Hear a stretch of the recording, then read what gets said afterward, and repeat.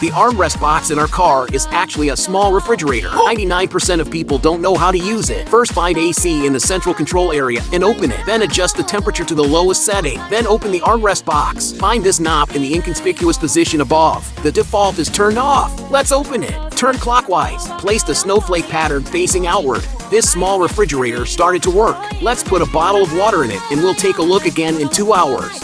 When the time is up, let's open it. How about it? Isn't it very practical? Follow me to learn more about cars.